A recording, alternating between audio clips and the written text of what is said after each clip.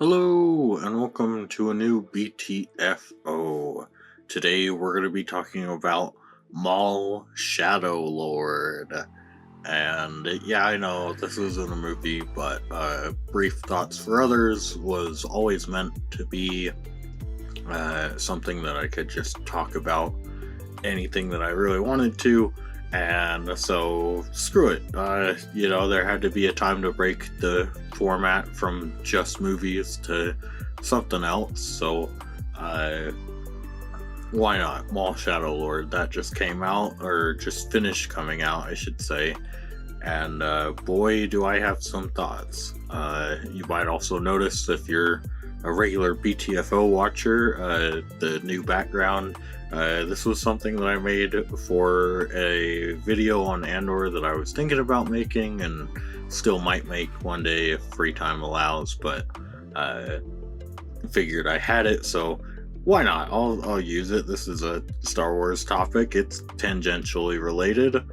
And yeah, Maul Shadow Lord.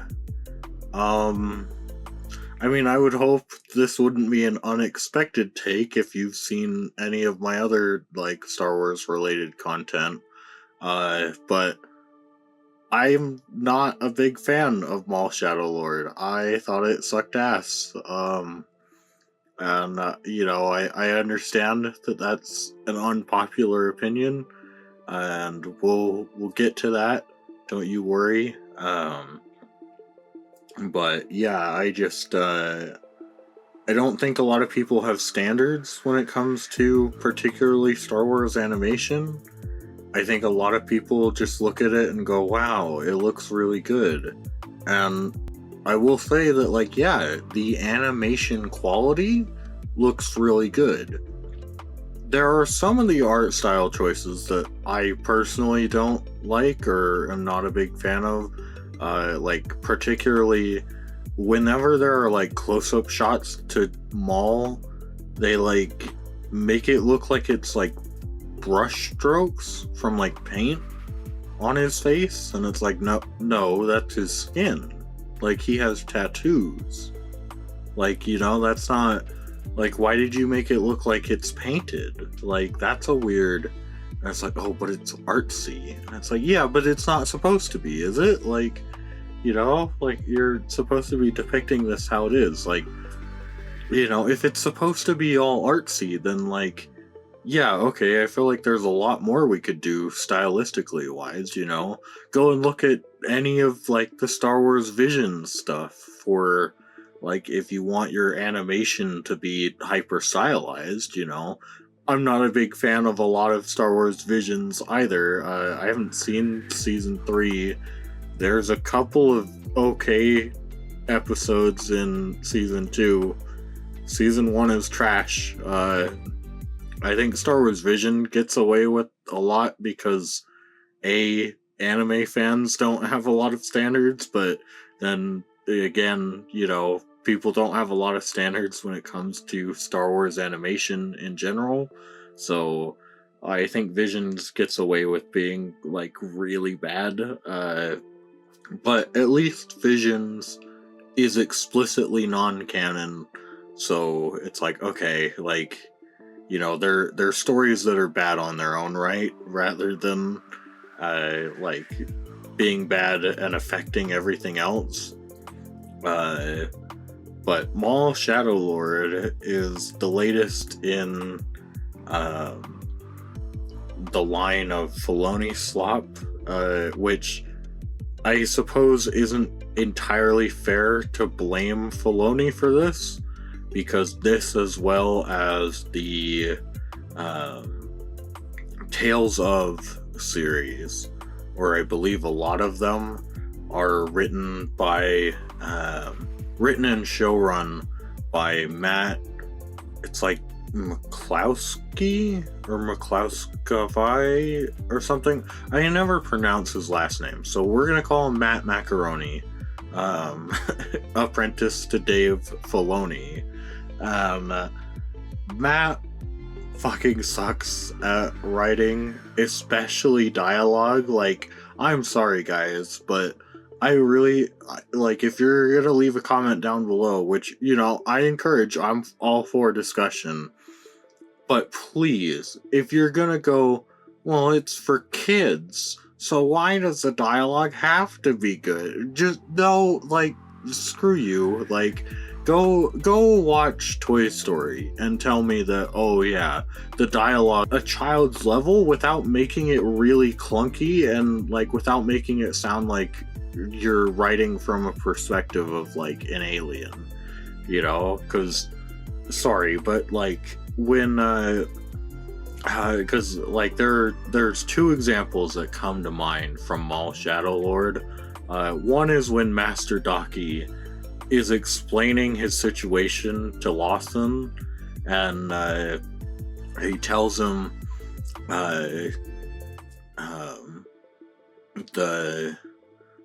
the Jedi Might Order were wiped out in what I can only describe as a purge.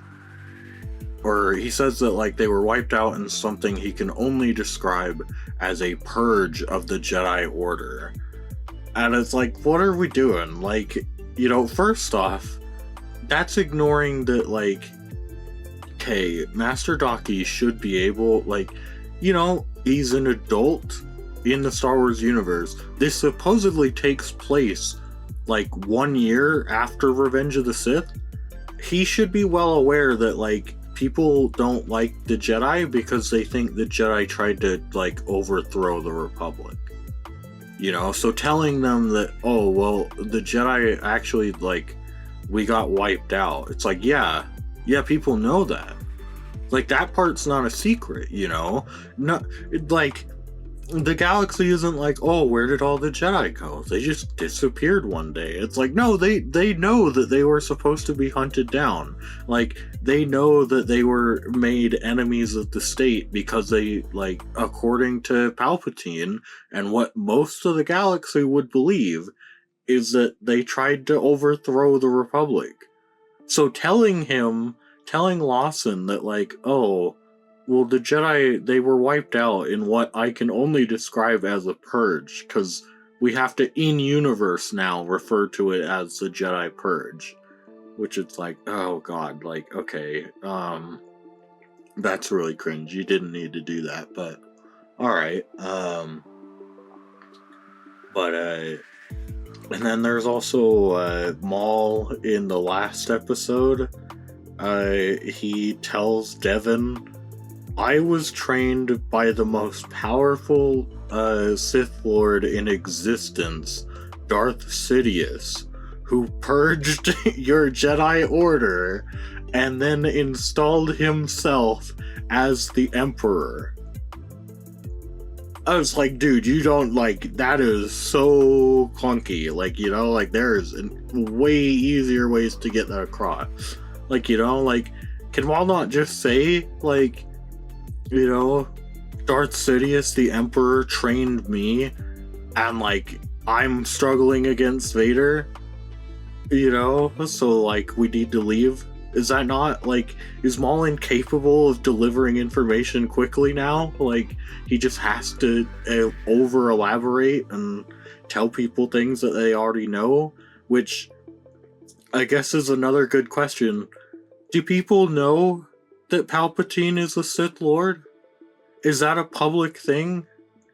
Because that's another thing that, like, it's a problem in Tales of the Underworld, too.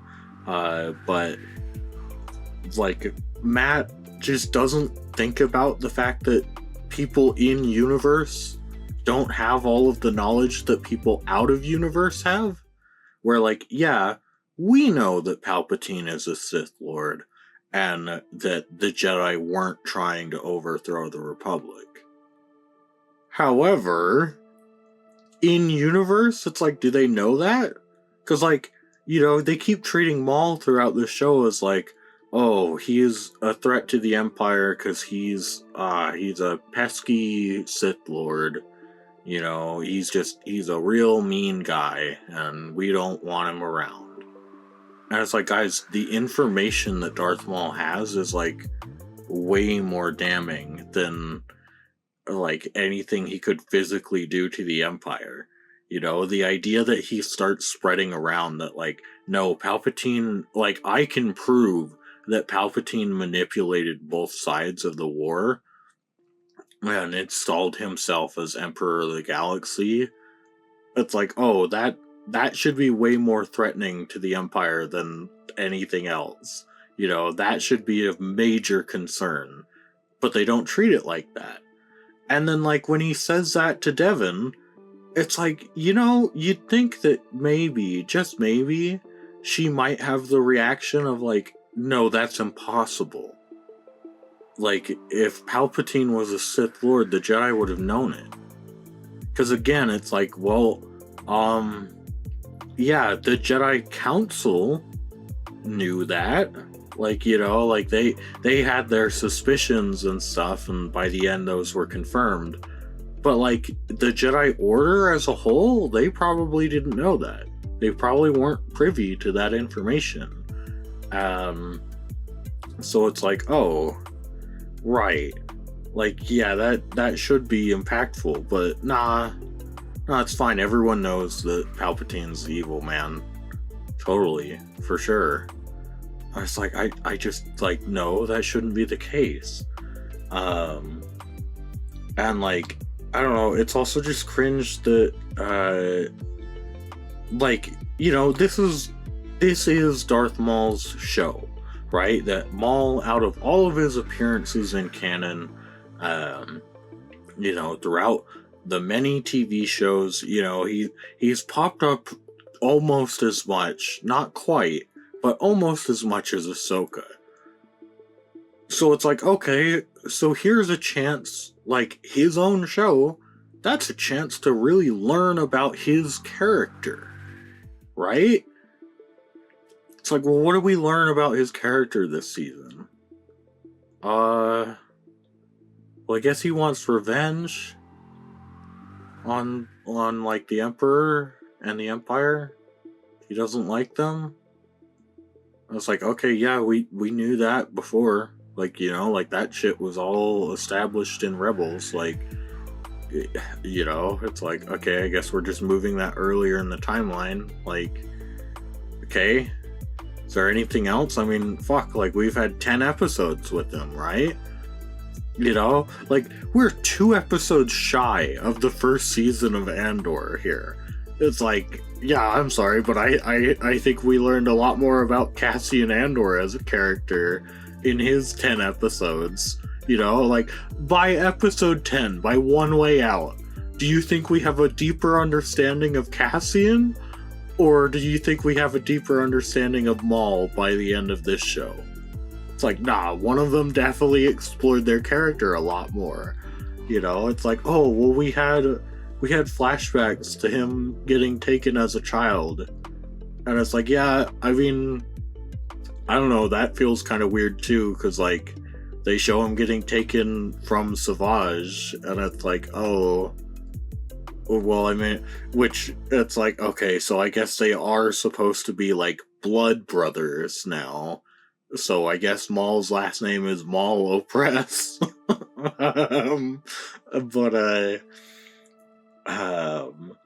But, like, I don't know, in Clone Wars, like, Savage seems kind of surprised to know that he has a long-lost brother, because he assumes that all of his brothers died in, like, his weird trial by combat to be Ventress's assassin and Dooku's apprentice.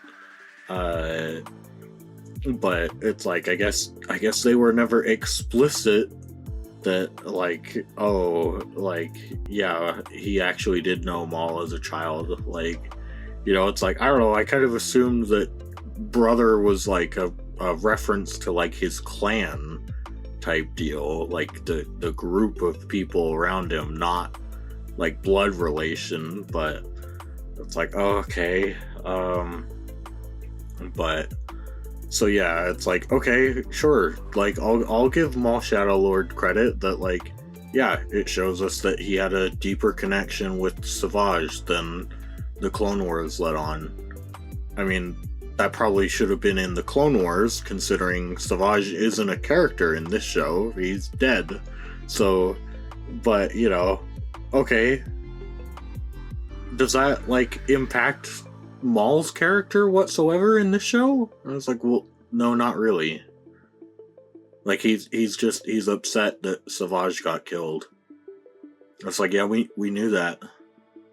Like, we knew that from the Clone Wars. Like, you know, it's like, oh, okay, like, is there anything else of this? It's like, oh, no. It's like, okay, well, what about the plot? Like, how does this show progress Maul's plot? I was like, well,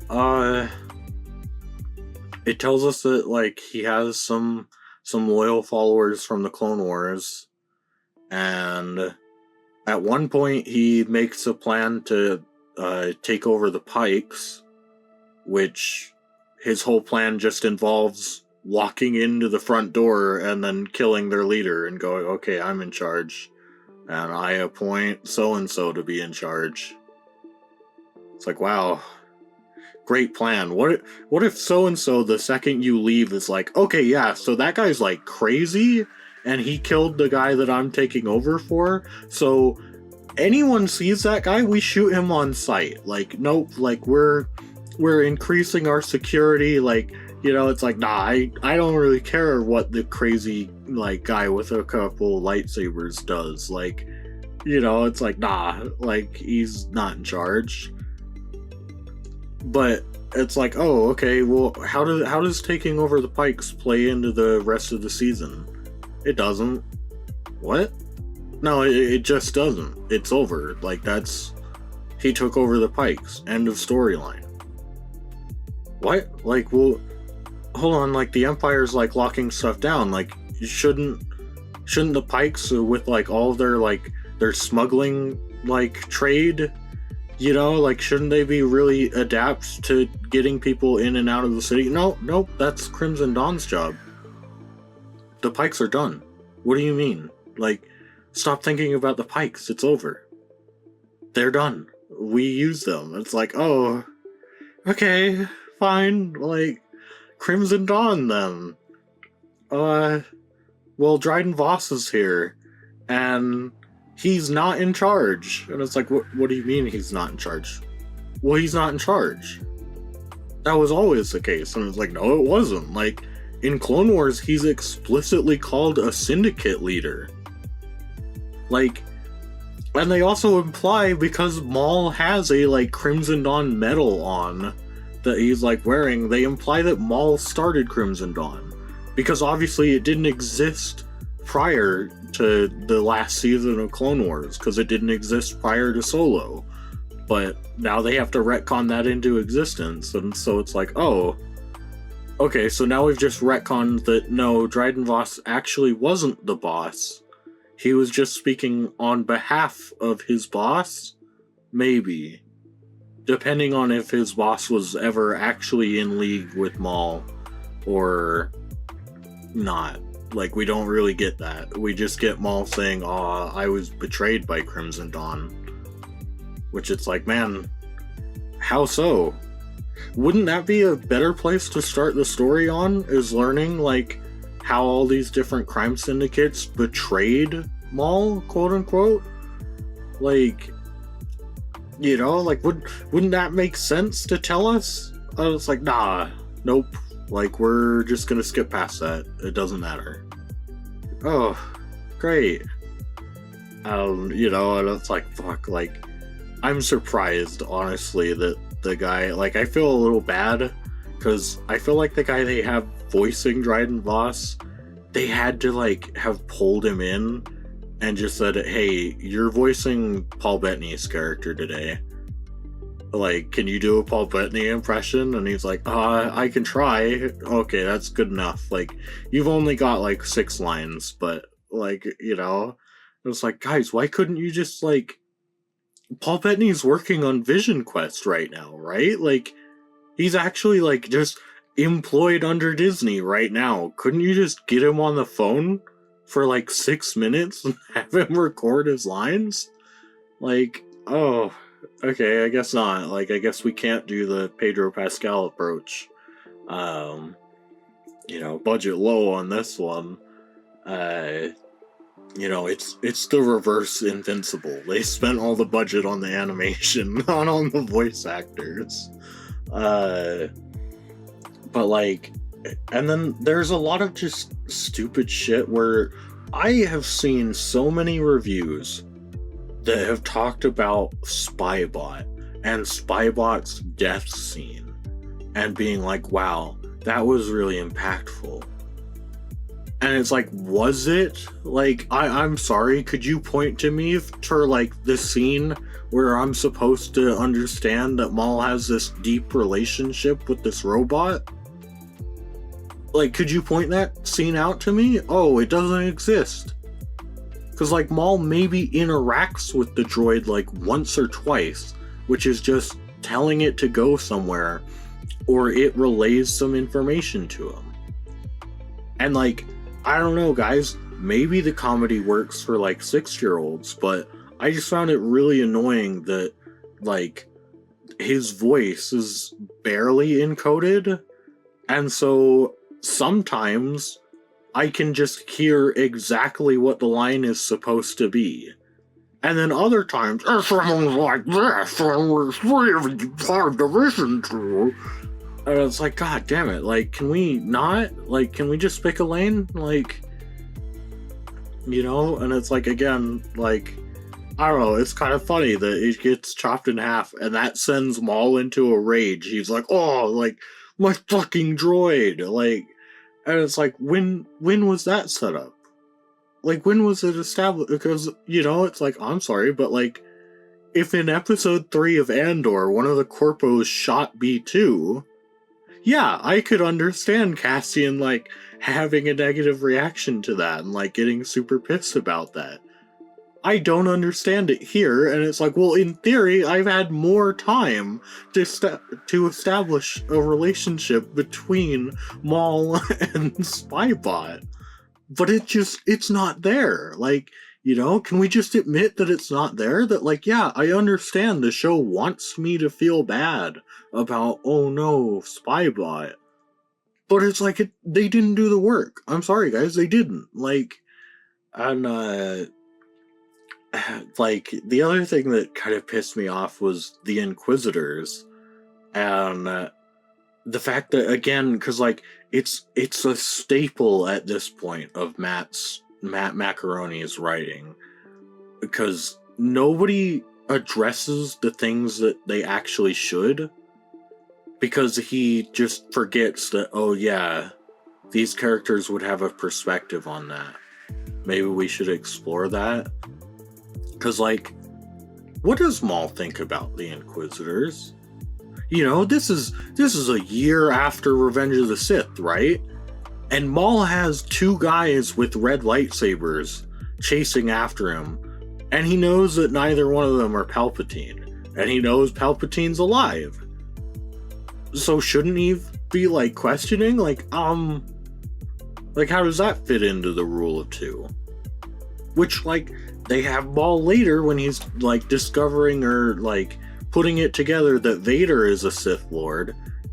They have him, like, ramble about the rule of 2. And it's like, oh, I feel like that would have come up earlier. But all we get from Maul's perspective on Inquisitors is after they encounter Morok, he tells Devin, oh, an Inquisitor is a formidable opponent. I was like, what the fuck do you mean, Maul? Have you encountered one of these before? Like, you know what an Inquisitor is? Like, where's the precedent for that? Like, you know, like, wouldn't that come as a surprise to Maul? Like, even if it was this super ancient Sith thing of, like, you know, oh, like, back in the days before Darth Bane and the Rule of 2, like, you know, there was a bottom layer level of Sith called Inquisitors, and they were really shit, but the truly exceptional ones could become apprentices. Of, like, you know, like, if that was a thing, then maybe we as the audience should learn that? Maybe that's something that Maul could share to Devin, because Devin doesn't know what the fucking Inquisitor is either. Like, you know, it's like, oh, And if this isn't Maul's first encounter with an Inquisitor, why did we start the show here? Shouldn't we start the show? Like, is that not something that you should show us? Like, is that not something that we'd like to see? And then, like, Maul, because they chose 2 Inquisitors that, like, they don't want to kill off yet, Maul just can't, like, kill them. And so every fight is, like, a pretty even fight between them. And then, like, Vader shows up, and the only way that they can make Vader super scary is to just make him way more powerful than he ever has been. And he's, like, throwing rocks left and right. Like, the lightsaber fights, animation-wise, they look really cool. Choreography-wise, they're, like, shit, Like, I haven't, like, slowed it down, and I'm not gonna go through and break it down piece by piece, but, like, if you've seen my Kenobi video on this channel, you'd know that one of the things that pissed me off was the choreography in that, because for some reason Disney has decided that a signature move of Darth Vader's is to use his lightsaber like a baseball bat and just slam it down over and over on an enemy's lightsaber. And, like, in that video I go over where I think that comes from, but the point is that, like, that's really stupid, because all the person on the ground has to do is the second Vader lifts his lightsaber up to come back down for another swing, they just have to rotate their wrist, and then their lightsaber is inside of Vader. Or they've cut off his hand. Like, they've done significant damage all by just, like, moving their wrist. And, like, so much of the fight in the last episode, or episode and a half, like, so much of that lightsaber fight is just, when people are off screen, they just don't exist. They don't exist until we bring them back on screen again. Because it's like, there are a lot of moments where it's like, well, like, it's a 3-on-1 fight with Vader. If the Jedi, like, if they were both here, then, like, they'd be able to get him. He's at a severe disadvantage. But it's like, no, we're not going to do that. Like, people are just, when they get knocked down, they're just down until we bring them back on screen again. And it's like, oh, that's really lame. Or, like, the Inquisitors, like, fucking Marok gets out of the fight because they, like, force push him off of a bridge. And it's like, guys, he can fly.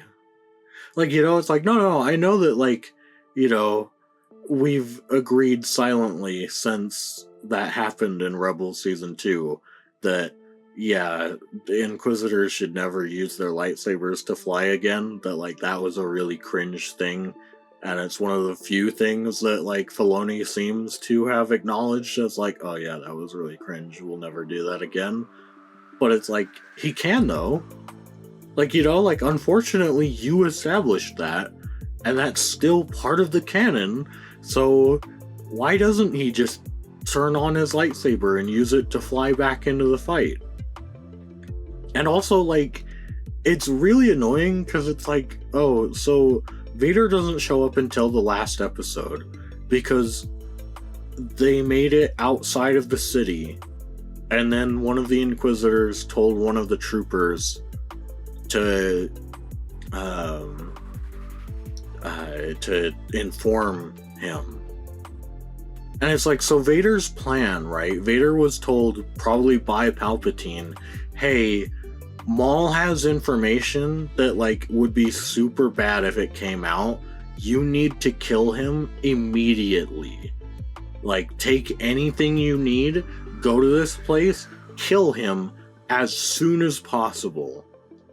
And Vader shows up and goes, I mean, I'm sure Maul's still somewhere in the city, right? We'll just lock down the city. I'll send in a couple Inquisitors. I'm just gonna chill out here for a bit. You guys let me know if he gets out of the city, and then I'll get my ass into gear. But for now, I'm relaxing. Screw you guys, I'm sitting in the Star Destroyer. Like, it's like, what are we doing? Like, Vader just sat there the whole time, like, throughout basically the whole show. Vader was just sitting outside of the city. Like, you know, it's like, come on, guys. Like, and then the fact that, like, no one says anything that they should say to each other. Because, again, Matt just forgets that characters have a certain level of knowledge and perspectives and things that they might share or questions that they might have. Because they're not really people to Matt, they're action figures. And so it's like, really, Maul's not at all curious about, like, Palpatine's new apprentice. You know, like, he doesn't have any questions for Palpatine's new apprentice. He's not going to try and point out that, like, hey, I was Palpatine's apprentice, he threw me aside. Dooku's was Palpatine's apprentice, he threw me aside. What makes you think that you're any different? Like, you know, like, he's not going to try and share any perspective like that.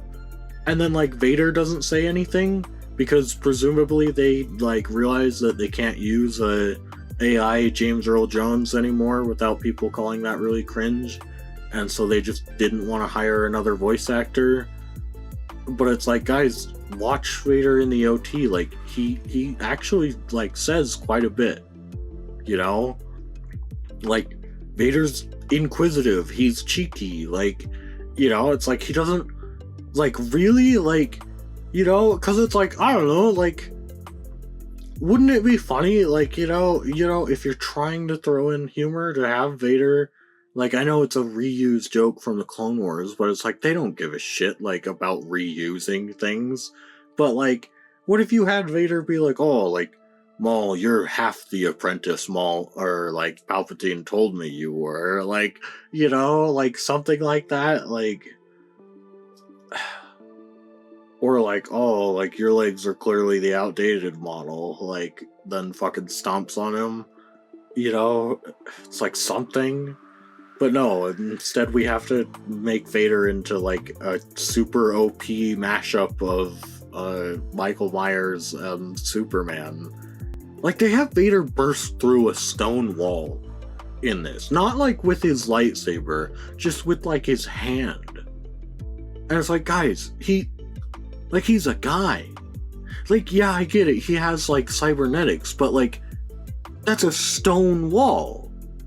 Like, you know, it's not, like, it's not sheetrock, it's actual, like, stone. Like, he shouldn't be able to just burst through it like that. You know, and the only way that they're able to escape is because Maul and Devin literally bring down this entire stone temple on top of Vader. And again, it's like, guys, he's a guy. Like, I don't know, it feels like it really suffers from, like, the fanficification of Star Wars, where, you know, it's like, no, I'm sure there's a lot of Star Wars theories out there that, you know, don't think super critically and go, nah, Vader can, like, literally eat the moon if he wanted to. You know, he's just that powerful in the Force. And it's like, guys, that was never supposed to be the point. Like, you know, like, that, it was never supposed to be the point that, oh yeah, Vader can literally become a god amongst men and just, like, you know, do whatever the fuck he wants, you know. Because it's like, I don't know, guys, like, if Vader just used the Force and, like, turned a tree branch into a lightsaber, would you be accepting of that? Or would you be like, oh, no, actually, that's kind of cringe? And if I told you, like, well, it can't be cringe. He's just that powerful. He's the chosen one, guys. Like, you know, it's like, wouldn't you, like, accept that that's a really bad argument that you shouldn't be using? I'm trying to think of what else I even have to say about this show, because it's starting, I don't know, my brain is starting to melt into, oh god, it's all bad. Fuck, Lawson is a character that I haven't even mentioned. He's the deuteragonist in this show, and he's such a fucking pointless retard the whole time. Like, I'm sorry, but, like, there's a point in the show where Lawson has to get his kid from Imperial interrogation. And so he contacts his robot, the same robot that contacted the Empire, because that was its protocol. He contacts him, and he's like, hey, if you give me my kid, I'll give myself up. And the droid is like, oh, okay. But then, obviously, because the droid isn't just allowed to take his kid, the droid, like, gets in a fight and, like, kills a couple troopers and gets outside with his kid. And they show Lawson still is, like, legitimately like, okay, here I go. Like, I'm gonna have to just walk in and, like, give myself up. Like, thanks for getting my kid out. I was like, what the fuck? Like, Lawson? Like, come on, like, you know, if you're gonna try and, like, take advantage of your droid's, like, naivete, which is already a bad plan, because it's like, no, dude, your droid contacted the Empire. Like, it was trying to do that since the opening of the show. It's been like, hey, we need to call the Empire, we need to call the Empire, we need to call them. Finally it did, and then, like, everything went to shit, and you're like, nah, I can still trust it. I gave it a pair of boots once. You know, we wasted a pair of boots on this droid. It's like, oh wow, that was really stupid. Oh, but we can make jokes on it. It's like, okay, I don't really give a shit, okay? Like, you know, like, it doesn't make Lawson trusting it any less dumb. But then the idea that it's like, you know, because if you actually wanted to make Lawson a remotely intelligent character, the second he has his son out there, he could legitimately, like, point the blaster at Two Boots and be like, okay, like, you know, either you're coming with me or, like, I'm shutting you down. But, like, nope, sorry, like, I did lie to you. Like, I just needed my son. Like, you know, I'm willing to do anything for him. Like, you know, we're leaving with or without you. But no, he's, like, legitimately like, okay, time to give myself up. Like, I'm a man of my word, even if that means just not being there for my kid. Just telling my kid, yeah, okay, have fun being an Imperial felon. Like, you know, I hope Two Boots can help you out on that one. You know, if it weren't for Two Boots being like, oh yeah, well, I wasn't actually just allowed to take him, so I had to take him by force, and we actually all need to leave now. Like, then Lawson would have just given himself up, and it's like, what the fuck? Like, you know, and then fucking Devin is another character that just doesn't ask questions, where, like, at one point Maul says that his plan is to take down the Empire, which it's like, oh, does anyone want to ask Maul how he plans on doing that? You know, because it's like, I don't know, like, the only interest Maul seems to have is having an apprentice, and then maybe gaining some control over some criminal empire. And it's like, well, Maul, that's not enough. Like, what's your actual plan for taking down the Empire? You know, like, shouldn't someone ask him that? Shouldn't someone ask him, like, well, if you did, like, you know, let's say that you were somehow able to just walk into Palpatine's office and kill him. Like, what's the next plan? Like, are you gonna take over the Empire? Is that your actual goal? You know, because, I don't know, I feel like a lot of people would be suspicious of that, right? But it's like, nope, like, no, we're not allowed to ask those questions, because Matt Macaroni didn't think about it. Yeah, I don't know, it's just, there's so much in this, and, like, fucking Master Docky.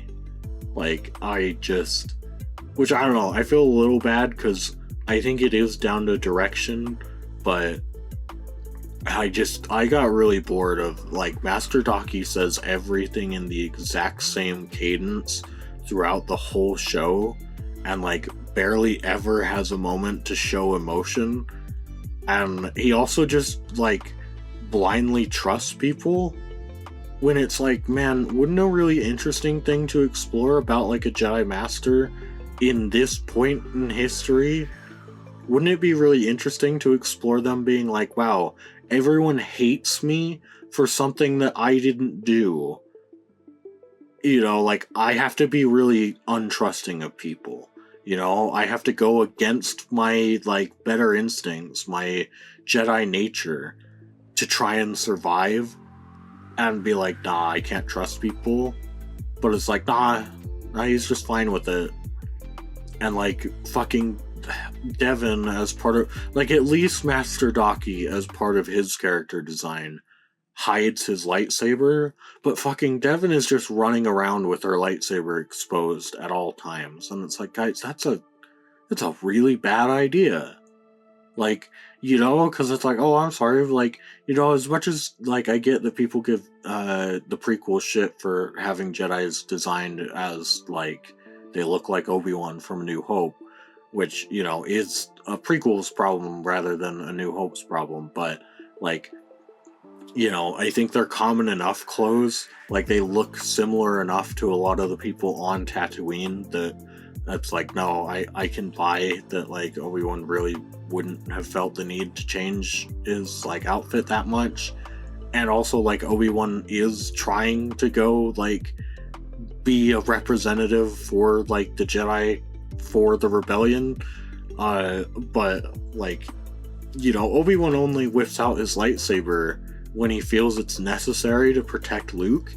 And the second he does, he recognizes that, like, okay, we need to leave now. Like, we need, like, you know, like, people are gonna start calling that in, because that's, like, not a common thing to see. You know, that, like, everyone can recognize a lightsaber, and the second they do, they're gonna start calling the Empire, and so, like, we need to leave.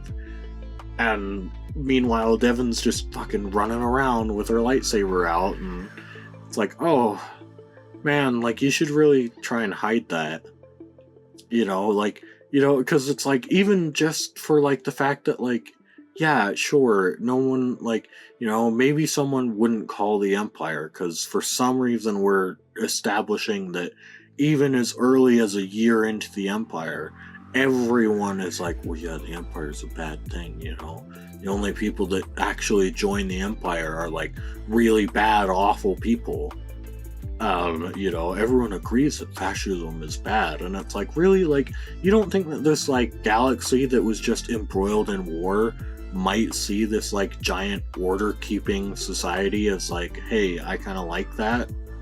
Like, but it's like, no, this is a kid's show, we can't explore that. It's like, oh, fuck off, like, like, especially because, I'm sorry, but, like, it's a kid's show. That argument really annoys me, because it's like, no, it's not made for kids. Like, it's clearly made, it's made for people my age that, like, grew up with the Clone Wars TV show, that, like, remember Darth Maul coming back and have fond memories of that. Like, you know, like, it's clearly, that's what all of this Filoni slop that is just all drawing on Clone Wars nostalgia, like, that's what it's for.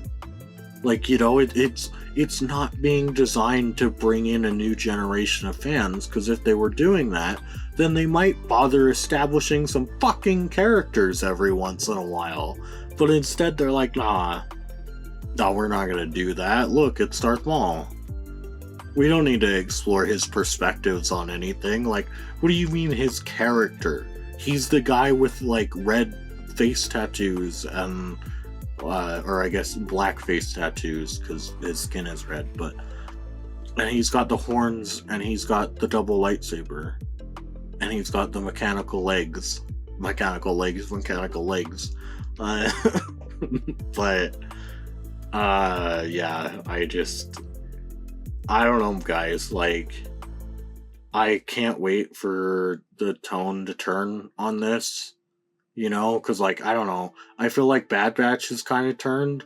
I feel like most people either just don't remember that Bad Batch happened, or they look back on it and they go, yeah, there was some neat things in there, but do I really want to go back and watch all of the Omega shit?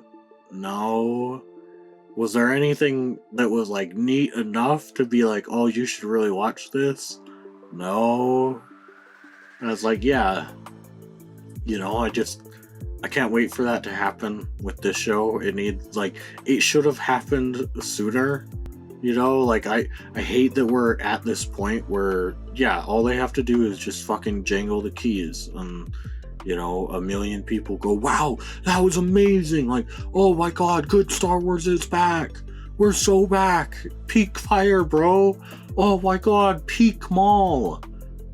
I clapped when Master Doki called him the Shadow Lord. It's like, oh my god, like, why did Master Doki call him that? What does Master Doki think he's the Shadow Lord of? Like, what does he think that is? Like, that's not an actual title, Master Doki. Like, what the fuck? Why would you call him that? Qui-Gon never called him the Phantom Menace. Like, what the fuck? Why was that in there? Like, I don't know. The show, it sucks, and it hurts my brain. So, that's it for now. These have been my quote-unquote brief thoughts on Maul Shadow Lord. You gotta give me some credit. It's a TV show, okay? It's a bit longer than a movie, unfortunately. So my thoughts are a bit longer. But yeah, also, I guess, I'm trying to end, but one more thing that I just want to point out is I don't want to hear anyone say that Andor's first 3 episodes were boring anymore, especially anyone that likes this. Because I'm sorry, guys, but like, plot-wise, there's way more that happens in Andor's first 3 episodes than in the entire first season of Maul Shadow Lord. Like, the plot for Maul Shadow Lord could be boiled down to, yeah, Maul's in hiding on this planet. He takes over the Pikes. He goes back to hiding in that planet. And then he escapes that planet. The end. It's like, oh yeah, there were a lot of lightsaber battles and, people going pew pew all over the place. But like, did that ever really progress the plot? Or was that just spectacle? Made to make people feel like something was going on, when in actuality, nothing happened week after week. Like, imagine if they released 1 episode a week. I would hope that would be enough to get people to go, damn, nothing's really happened for the past 2 months. I hope that in the last 2 episodes, the story finally kicks in. Like, but, yeah, okay, that's it. Bye. Bye-bye.